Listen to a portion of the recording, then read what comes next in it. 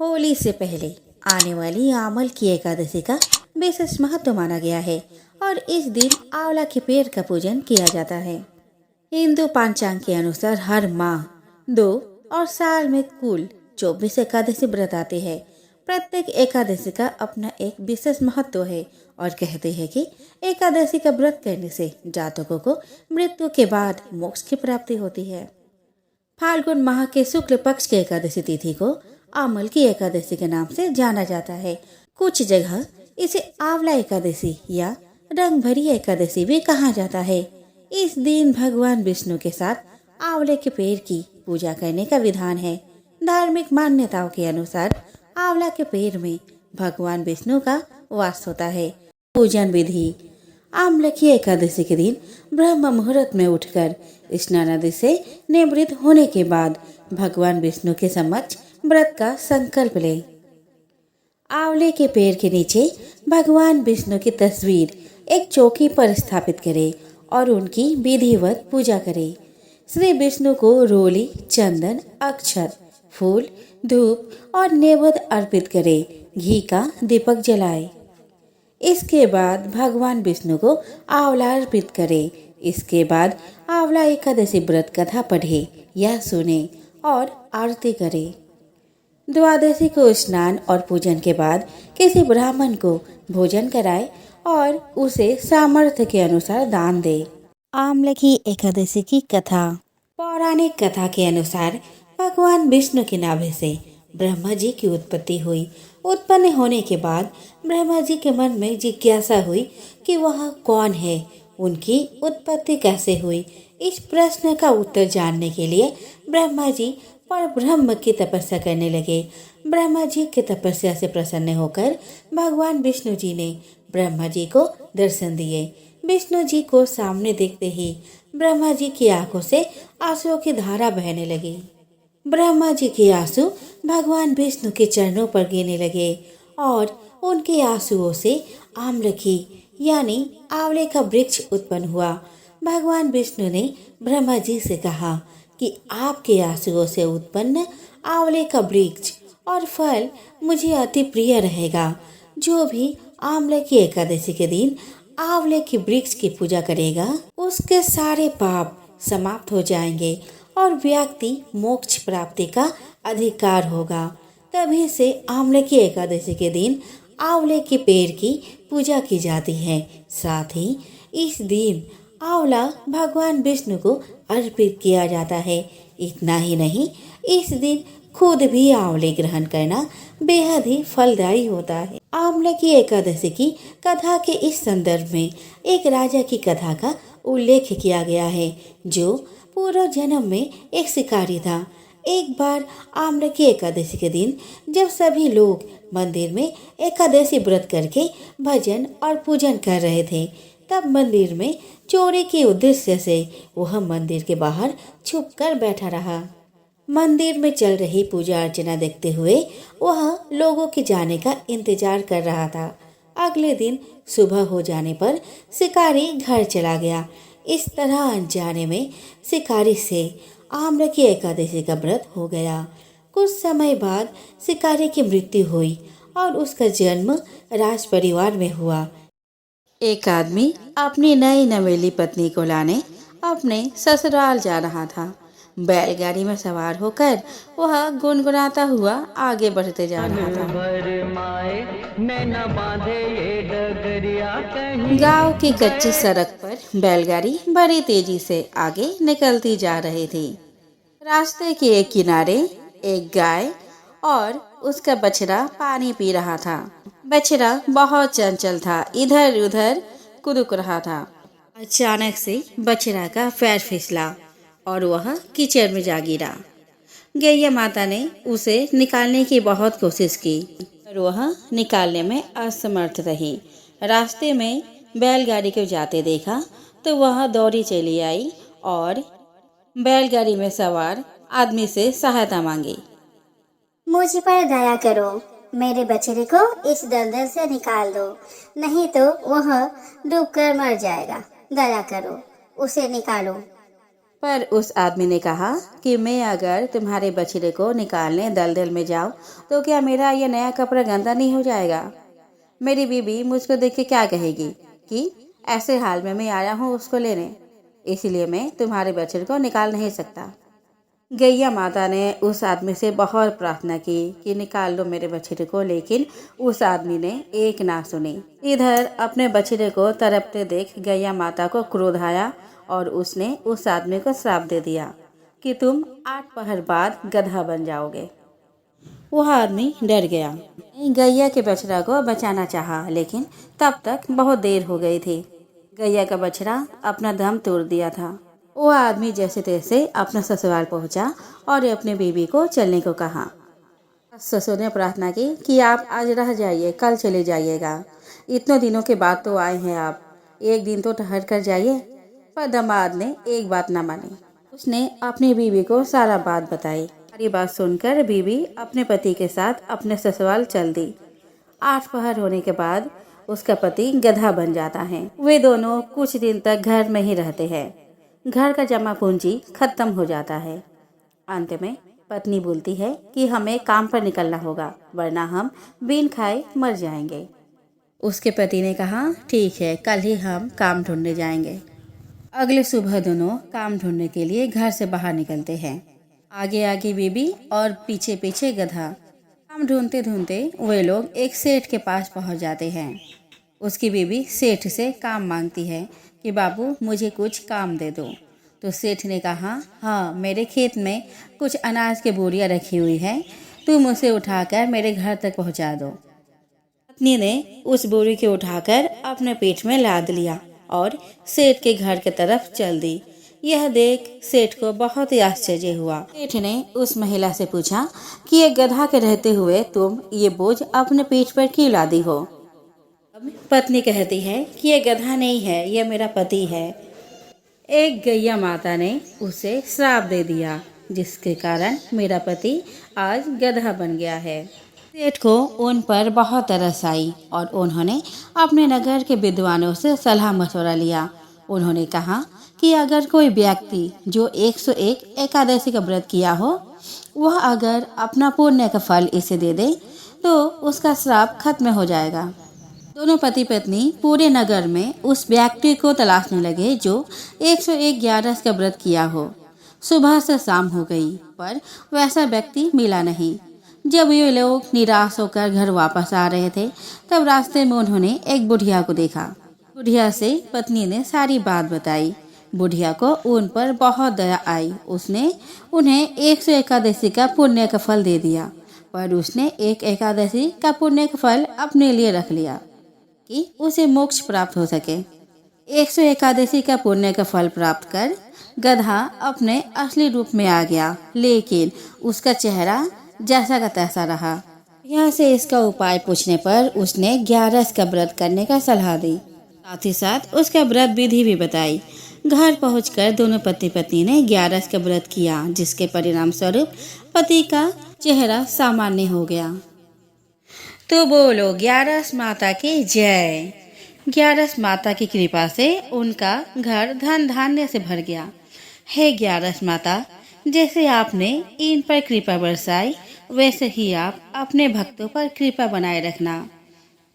जोर से बोलो 11 माता की जय। धन्यवाद। तुलसी जी से जुड़ी एक कथा बहुत प्रचलित है। श्रीमद् भगवत पुराण में इनके अवतरण की दिव्य लीला कथा भी बताई गई है। एक बार शिव ने अपने तेज को समुद्र में फेंक दिया था। उससे एक महातेजस्वी बालक ने जन्म लिया। यह बालक आगे चलकर जलंधर के नाम से पराक्रमी दैत्य राजा बना। इसकी राजधानी का नाम जलंधर नगरी था। दैत्यराज कालनेमि की कन्या वृंदा का विवाह जलंधर से हुआ। जलंधर महाराक्षस था। अपनी सत्ता के मद में चूर उसने माता लक्ष्मी को पाने की कामना से युद्ध किया, परंतु समुद्र से ही उत्पन्न होने के कारण माता लक्ष्मी ने उसे अपने भाई के रूप में स्वीकार किया।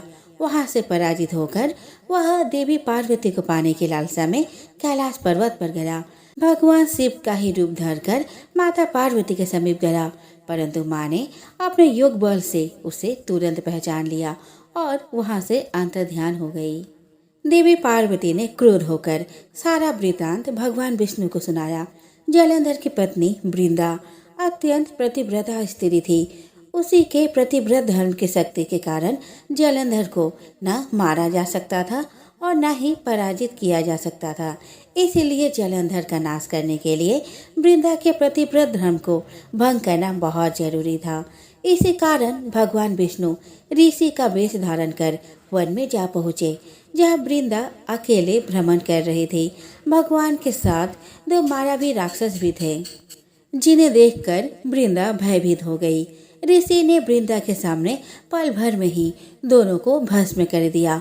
उनकी शक्ति देखकर वृंदा ने कैलाश पर्वत पर महादेव के साथ युद्ध कर रहे अपने पति जालंधर के बारे में पूछा। ऋषि ने अपने माया जाल से 2 बानर प्रकट किए। एक बानर के हाथ में जलंधर का सिर तथा दूसरे के हाथ में धड़ था। अपने पति का यह दशा देख वृंदा मूर्छित होकर गिर पड़ी। होश में आने पर उन्होंने ऋषि रूपी भगवान से विनती की कि वह उसके पति को जीवित करे। भगवान ने अपने माया से पुनः जलंधर का सिर धड़ से जोड़ दिया, परंतु स्वयं भी उसी शरीर में प्रवेश कर गए। वृंदा को इस छल का जरा भी आभास न हुआ। जलंधर बने भगवान के साथ वृंदा प्रतिव्रता का व्यवहार करने लगी, जिससे उसका सतीत्व भंग हो गया। ऐसा होते ही वृंदा का पति जलंधर युद्ध में हार गया। इस सारी लीला का जब वृंदा को पता चला तो उसने क्रुद्ध होकर भगवान विष्णु को पत्थर का होने का श्राप दे दिया तथा स्वयं सती हो गई। जहाँ वृंदा भस्म हुई वहाँ तुलसी का पौधा उगा। भगवान विष्णु ने वृंदा से कहा, हे वृंदा, तुम अपने सतीत्व के कारण मुझे लक्ष्मी से भी अधिक प्रिय हो गई हो। अब तुम तुलसी के रूप में सदा मेरे साथ रहोगी। जो मनुष्य भी मेरे शालिग्राम रूप के साथ तुलसी का विवाह कराएगा उसे इस लोक और परलोक में विपुल यश प्राप्त होगा। एक समय की बात है कि विष्णु भगवान का विवाह लक्ष्मी जी के साथ निश्चित हो गया। विवाह की तैयारी होने लगी। सभी देवताओं को निमंत्रण भेजे गए, परंतु गणेश जी को निमंत्रण नहीं दिया गया। कारण जो भी रहा हो, अब भगवान विष्णु की बारात जाने का समय आ गया। सभी देवता अपने पत्नियों के साथ विवाह समारोह में आए। उन सब ने देखा कि गणेश जी कहीं दिखाई नहीं दे रहे हैं। तब वे आपस में चर्चा करने लगे कि क्या गणेश जी को न्योता नहीं है या स्वयं गणेश जी नहीं आए हैं। सभी को इस बात पर आश्चर्य होने लगा। तभी सबने विचार किया कि विष्णु भगवान से ही इसका कारण पूछा जाए।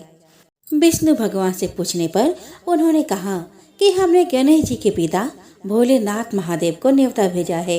यदि गणेश जी अपने पिता के साथ आना चाहते हैं तो आ जाते। अलग से न्योता देने की कोई आवश्यकता भी नहीं थी। दूसरी बात यह है कि उनको 1.25 मन मूंग, 1.25 मन चावल, 1.25 मन घी और 1.25 मन लड्डू का भोजन दिन भर में चाहिए। यदि गणेश जी नहीं आएंगे तो कोई बात नहीं, दूसरे के घर जाकर इतना सारा खाना पीना अच्छा भी नहीं लगता। इतनी वार्ता कर ही रहे थे कि किसी एक ने सुझाव दिया, यदि गणेश जी आ भी जाए तो उनको द्वारपाल बनाकर बैठा देंगे कि आप घर का ध्यान रखना। आप तो चूहे पर बैठकर धीरे धीरे चलोगे तो बारात से बहुत पीछे रह जाओगे। यह सुझाव भी सबको पसंद आया तो विष्णु भगवान ने भी अपनी सहमति दे दी। होना क्या था कि इतने में गणेश जी वहां आ पहुंचे और उन्हें समझा बुझाकर घर की रखवाली करने बैठा दिया गया। बारात चल दी। तब नारद जी ने देखा कि गणेश जी तो दरवाजे पर ही बैठे हुए हैं, तो वे गणेश जी के पास गए और रुकने का कारण पूछा। गणेश जी कहने लगे कि विष्णु भगवान ने मेरा बहुत अपमान किया है। नारद जी ने कहा कि आप अपने मूषक सेना को आगे भेज दें तो वह रास्ता खोद देगा, जिससे उनके वाहन धरती में धंस जाएंगे। तब आपको सम्मान पूर्वक बुलाना पड़ेगा ही। अब तो गणेश जी ने अपनी मूषक सेना जल्दी से आगे भेज दी और उसकी सेना ने जमीन को खोखला कर दिया।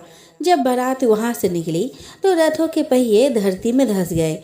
लाख कोशिश करी परंतु पहिए नहीं निकले। सभी ने अपने अपने उपाय किए, परंतु पहिए तो नहीं निकले, बल्कि जगह जगह से टूट गए।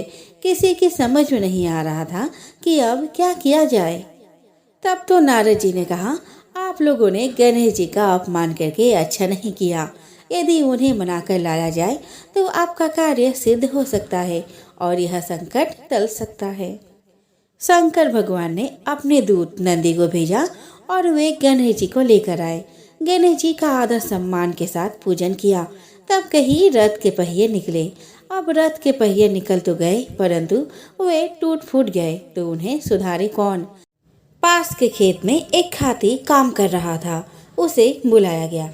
हाथी अपना कार्य करने के पहले श्री गणेशाय नमः कहकर गणेश जी की वंदना मन ही मन करने लगा। देखते ही देखते हाथी ने सभी पहियों को ठीक कर दिया।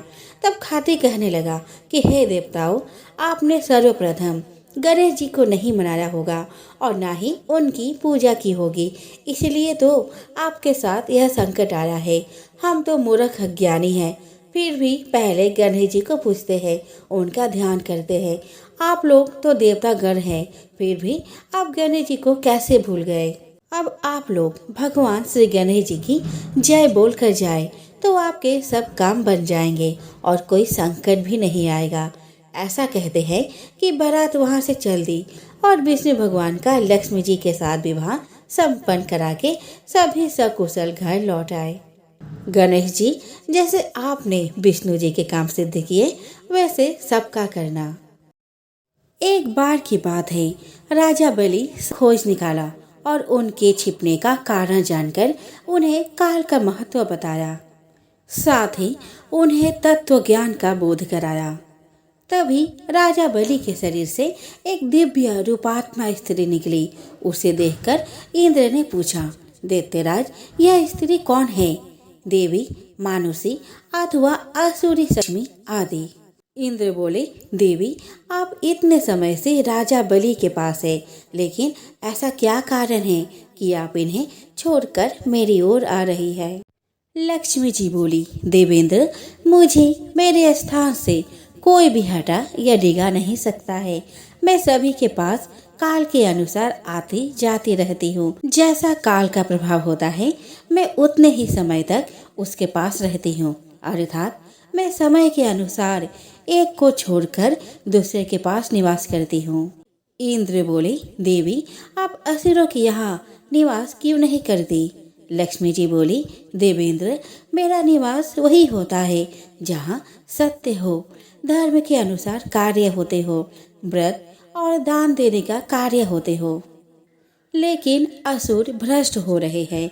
ये पहले इंद्रियों को वश में कर सकते थे, सत्यवादी थे, ब्राह्मणों की रक्षा करते थे, पर अब इनके ये गुण नष्ट होते जा रहे हैं। ये तप उपवास नहीं करते, यज्ञ, हवन, दान आदि से इनका कोई संबंध शेष नहीं है। पहले ये रोगी तो वे मर जाते हैं।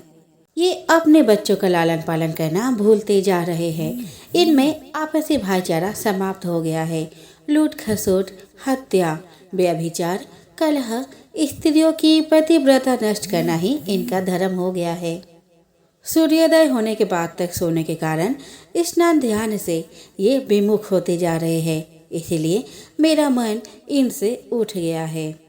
देवताओं का मन अब धर्म में आसक्त हो रहा है, इसीलिए अब मैं इन्हें छोड़कर देवताओं के पास निवास करूंगी। मेरे साथ श्रद्धा, आशा, क्षमा, जया, शांति, सन्नति, धूति और विजिति, ये 8 देवियों भी निवास करेंगी। देवेंद्र, अब आपको ज्ञात हो गया होगा कि मैंने इन्हें क्यों छोड़ा है। साथ ही आपको इनके अवगुणों का भी ज्ञान हो गया होगा। तब इंद्र ने लक्ष्मी को प्रणाम किया और उन्हें आदर सहित स्वर्ग ले गए।